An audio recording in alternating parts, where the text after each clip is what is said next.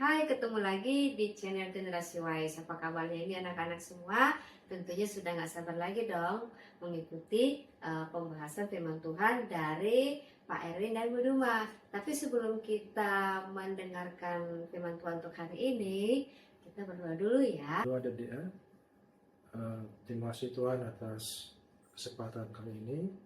Kami mau sama-sama mendengar firman Tuhan. Kami berdoa supaya firman Tuhan itu kami mengerti dan menjadi yang percaya terhadap Engkau. Kami menjelaskan dengan Tuhan dalam membaca firman ini. Kami telah patahkan dalam nama Yesus. Serta ini bisa mengganggu patahan Yesus. Kami berdoa hanya dalam Bapa, Yesus dan Yesus berdoa. Amin. Amin.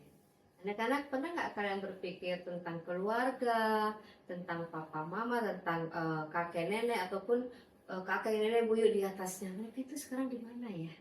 Terus nanti kalau saya sudah tua, saya sudah mungkin meninggal dipanggil Tuhan, terus saya kemana?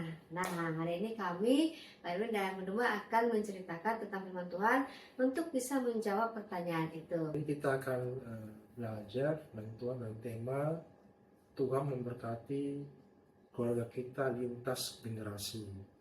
Ya, kita coba baca di Lukas 20 ayat 37 dan 38. Mau coba baca. Lukas 20 ayat 37 sampai 38. 37 38. Ya. Tentang bangkitnya orang-orang mati, Musa telah memberitahukannya dalam cerita tentang semak duri, di mana ia menyebut Tuhan sebagai Allah Abraham, Allah Ishak dan Allah Yakub. Ia bukanlah Allah orang mati, melainkan Allah orang hidup, sebab baginya semua orang hidup. Ya, memang berikut ini pembahasan tentang orang-orang Farisi yang bertanya tentang kepada Yesus tentang berdebat tentang kebangkitan orang mati. Ya.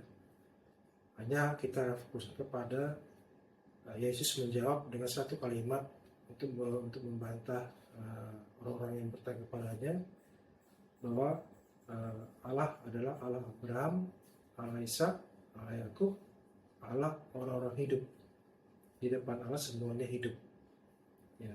Kenapa Tuhan Yesus mengutip ayat, sebenarnya Tuhan Yesus ini mengutip dari Perjanjian Lama waktu Musa ketemu Tuhan ya di semak duri, lalu Tuhan mengatakan aku adalah Allah Abraham, Allah Ishak, Allah Yakub. Tuhan Yesus menambahkan di bawah tentang bahwa Allah adalah Allah orang hidup. Nah, apa maksudnya Tuhan Yesus mengatakan akulah Allah Abraham, Allah Ishak, Allah Yakub, dan Tuhan Yesus menggunakan kalimat yang digunakan Allah waktu bertemu dengan Musa. Memang siapa Abraham? Siapa Ishak? Siapa Yakub? Kita tahu Abraham adalah bapak percaya, ya. Lalu Ishak siapa? Ishak kita tahu juga adalah yang dikorbankan Abraham ya, tapi tidak jadi, diganti oleh domba. Lalu Yakub, siapa Yakub? Pada akhirnya Yakub diganti namanya menjadi Israel ya. Yakub mempunyai berapa anak adik? Ya bukan 12 ya, ada 13. Tapi karena saat itu ada Israel lebih mengutamakan laki dalam sisilah, jadi disebut 12 suku Israel. Padahal anak Yakub itu lebih 12 sebenarnya, tapi yang disebut ada 12 gitu ya. Dan 12 ini menjadi cikal bakal bangsa Israel.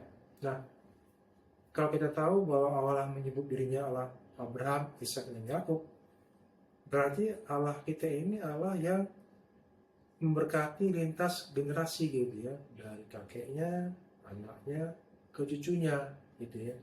Lalu apa manfaatnya kita saat ini? Kalau Tuhan mengatakan akulah Allah Abraham, Ishak dan Yakub. Nah, adik-adik perlu tahu, dulu kakek saya bagaimana ya? Dulu bapak saya bagaimana? Lalu saya bagaimana? Nanti juga sama, waktu adik-adik sudah besar, punya keluarga, anak saya bagaimana nanti? Tapi nanti ya, nggak sekarang gitu. Nah, kita lihat bahwa Allah itu Allah yang setia, Allah yang hidup. Ya, dia memberkati dari kakek, orang tua sampai ke cucu gitu ya, Abraham, Ishak dan Yakub. Ada berkat lintas generasi gitu ya. Allah tidak pernah meninggalkan orang-orang yang dikasihinya gitu. Dan kita tahu dalam Kristus yang sudah diselamatkan, kita juga diberkati, bahwa berkat dari Abraham, Ishak, Yakub, atau berkat dari kakek kita, orang tua kita akan turun ke kita. Makanya penting sekali adik-adik tahu kakek saya itu bagaimana ya, orang tua saya bagaimana. Makanya adik-adik juga perlu berdoa untuk orang tua, karena berkat itu menurun ya. Dan juga adik juga nanti diberkati juga karena kesetiaan dari kakek orang tua yang akan diturunkan berkatnya kepada adik-adik gitu ya. Jadi kalau adik tahu bahwa kakek nenek saya diberkati, orang tua saya diberkati, pastinya saya juga akan diberkati. Kalau makanya penting sekali adik-adik hidup berkenan orang tua juga yang mungkin menemani anak-anaknya saat ini.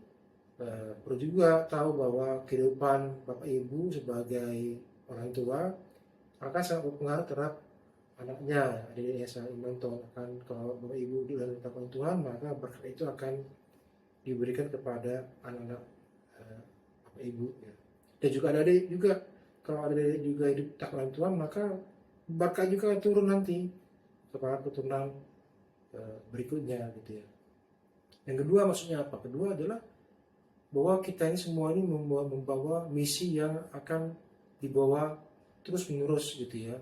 Artinya hidup yang berkenan kepada Tuhan, menjadi kesaksian bagi orang lain gitu ya, supaya orang lain juga akan mengenal Kristus melalui kehidupan kita gitu. Makanya penting sekali Bapak Ibu yang menemani adik-adik mungkin hidup menjadi saksi Kristus, supaya Kristus bisa dari kehidupan Bapak Ibu dan menurun kepada anaknya. Dan juga adik-adik juga hidup yang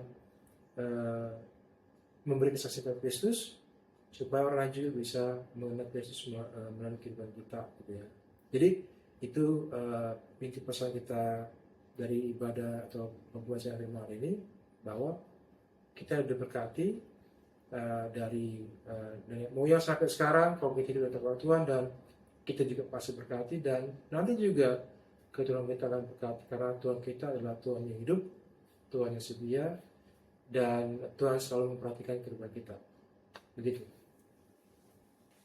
Wah, ternyata firman Tuhan hari ini menjelaskan kepada kita bahwa berkat kepada buyut kita, kepada orang tua kita, juga bisa mengalir kepada kita, dan kepada kita juga kepada anak dan cucu kita. Itu sebabnya kita perlu setia kepada Tuhan, supaya berkat dari Tuhan kepada orang tua, kepada kita, bisa mengalir juga kepada anak-anak kita. Wah, puji Tuhan ya.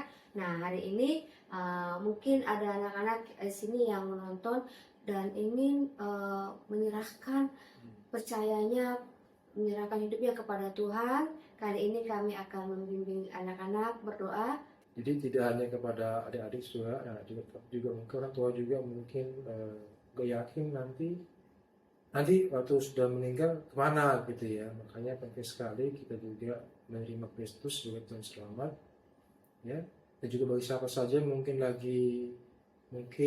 kedapatan menonton video ini, juga kita undang Bapak Ibu saudara-saudara untuk berdoa untuk menerima Kristus sebagai Tuhan Selamat. Mungkin kami minta kepada Bapak Ibu, saudara dan juga adik-adik bisa mengulang doa kami, mengikut doa kami ya. Kita doa ya, kita sama-sama ucapkan apa yang kami ucapkan, ulangi gitu ya. Kita berdoa. Terima kasih Tuhan Yesus atas kehidupan ini. Kami mengakui minta ampun atas segala dosa kami.